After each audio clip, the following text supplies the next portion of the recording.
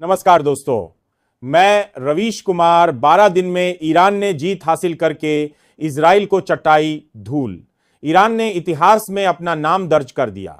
Iran की जीत देखकर हर कोई हैरान है। न सिर्फ ईरान ने इजराइल को हराया बल्कि उसने अमेरिका को भी उसकी सही जगह दिखा दी और ऐसा हमला किया अमेरिकी सेना बेस पर। डोनाल्ड ट्रंप देखते रह गए तो कैसे इजराइल नहीं ईरान के आगे मान ली हर और कैसे अली खमोई ने सिर्फ 12 दिन के अंदर अमेरिका और इजराइल दोनों को हरा दिया। क्यों डोनाल्ड ट्रंप ने सीज फायर का ऐलान किया? पीछे की कहानी बहुत दिलचस्प है क्योंकि ईरान की जीत लोग सदियों तक याद रखेंगे। और ईरान को किसने मदद की? कौन लगातार था जो ईरान की मदद कर रहा था? लेकिन ईरान ने साफ कहा है कि अभी वह इस सीज फायर को नहीं मानेगा जब तक इजराइल अपनी हरकत से बाज नहीं आएगा।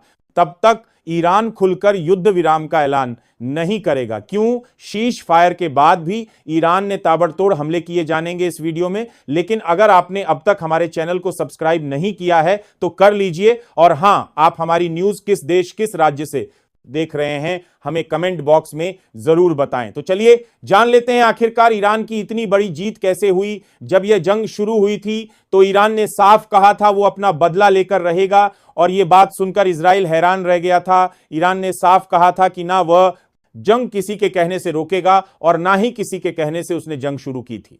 ईरान की जीत होने के बाद इजराइल के हालात बहुत बुरे हैं। जनता अपने घरों को छोड़कर भाग चुकी है।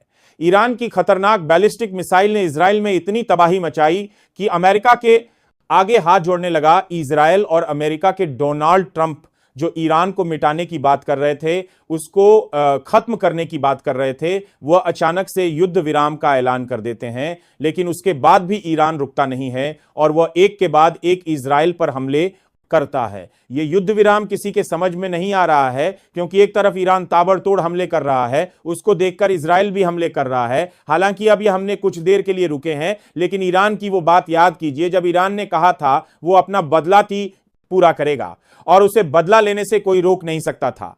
अली खमोई ने कहा है यहूदियों ने हम पर हमला कर कर बहुत बड़ी गलती कर दी, इसकी सजा उन्हें मिलनी चाहिए और मिल रही है। एक खोपड़ी की फोटो दिखाकर जिस पर इजराइल का टैटू लगा था जो यहूदियों में माना जाता है और उसे पर लिखा था अंजाम ऐसा होगा। यह देखकर हर कोई हैरान हो गया कि ईरान ने इतने कम समय में इजराइल में इतनी ज्यादा तबाही कैसे मचा दी।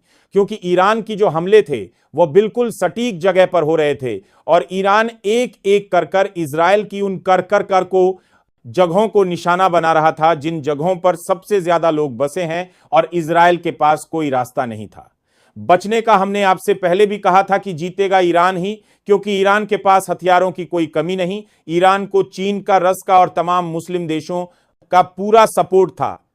यही नहीं, ईरान ने कहा था कि वह अमेरिका से भी अपना बदला लेगा और उसने वैसा ही किया। ईरान ने अमेरिकी बेस पर जमकर मिसाइल बरसाए और अपना बदला ले लिया। लेकिन अब इजराइल पूरी तरीके से फंस चुका था। अब उसको सिर्फ युद्ध विराम ही बचा सकता था। इसीलिए उसने डोनाल्ड ट्रंप के सामने हाथ जोड़ना शुरू कर दिए। बेंजामिन नेतन्याहू ने डोनाल्ड ट्रंप से गुहार लगाई कि किसी भी तरह इस युद्ध को रुकवा दो, क्योंकि इजराइल की कोई मदद नहीं कर रहा था और ना ही कोई मदद करना चाहता था। क्योंकि जंग का कोई अंत नहीं होता, जंग बस रुक जाती है थोड़ी देर के लिए। अली खमोई ने साफ कहा है कि जंग अभी खत्म नहीं हुई है। यह जंग तभी खत्म होगी जब इजराइल सुधर जाएगा, वरना उसका अंत वही होगा जो इतिहास में लिखा है। किस तरीके से ईरान ने अपने दम पर इस जंग को जीतकर अमेरिका और इजराइल दोनों को ही मात दे दी। और यह जीत कोई छोटी जीत नहीं, यह बहुत बड़ी जीत है। ईरान की ताकत सबके सामने आई और जो हिम्मत अमेरिका से उलझकर ईरान ने दिखाई वह हिम्मत हर देश में होना चाहिए। क्योंकि डोनाल्ड ट्रंप जैसे कई लोग आएंगे, उन लोगों को उनकी असली जगह दिखाना बहुत जरूरी है, वरना ये लोग किसी भी देश पर अपनी नीति थोपना चाहते हैं। लेकिन ईरान ने ऐसा नहीं किया क्योंकि ईरान का इतिहास हमेशा जीत कर रहा है और वही इतिहास ईरान ने फिर से दोहराकर डोनाल्ड ट्रंप आदा बेंजामिन नेतन्याहू को बता दिया कि अगर हमसे उलझनोगे तो अंजाम इससे भी बुरा होगा। क्योंकि इतिहास एक दिन में नहीं रचा जाता, लेकिन इतिहास बनाने के लिए मेहनत भी करनी होती है और ईरान ने वही किया जो उसे सही लगा। और ईरान की जनता जिसने हिम्मत दिखाकर यह साफ कहा कि वो अली खमोई के साथ खड़े हैं और यही हौसला उनकी जीत का सबसे बड़ा सबक बना। चीन और रूस इस लड़ाई में ईरान की पीछे से मदद कर रहे थे। यह बात अमेरिका अच्छे से जानता था कि चीन इस लड़ाई में जरूर आएगा, क्योंकि अमेरिका और चीन के बीच में लगातार दूरियां बढ़ती जा रही है और यह झगड़ा जंपिंग और डोनाल्ड ट्रंप के बीच में था। लेकिन रूस ने भी खुलकर ईरान का साथ दिया। अगर आप सही हो तो 10 देश आपके साथ खड़े हो जाएंगे, लेकिन अगर आप गलत हो तो एक भी देश आपका साथ नहीं देगा। और इस वक्त गलत सिर्फ इजराइल था। इजराइल का कोई भी साथ नहीं दे रहा था, क्योंकि इजराइल का इतिहास बहुत बेकार रहा है। बेंजामिन नेतन्याहू को ईरान ने ऐसा सबक सिखाया है कि अगली बार वह कुछ भी करने से पहले 10 बार सोचेगा, क्योंकि बेंजामिन नेतन्याहू इस हार को कभी भूलने वाला नहीं है। 12 दिन की इस लड़ाई में ईरान को एक बड़ी कामयाबी दिलाई है और यह कामयाबी ईरान के इतिहास में दर्ज हो गई है। लेकिन लोग सवाल अभी भी यही पूछ रहे हैं कि क्या इजराइल इस गलती से कुछ सीखेगा? क्या अब वह नरसंहार करना बंद कर देगा? गाजा के लोगों का वहां पर भी युद्ध विराम लगना चाहिए। वहां के लोगों को भी जीने का पूरा हक है और शांति बहाल होना चाहिए। कई मुस्लिम देशों ने यह गुहार लगाई है कि गज्जा में हो रहा है, नरसंहार पर भी रोक लगे और वहां के लोगों को शांति से जीने दिया जाए।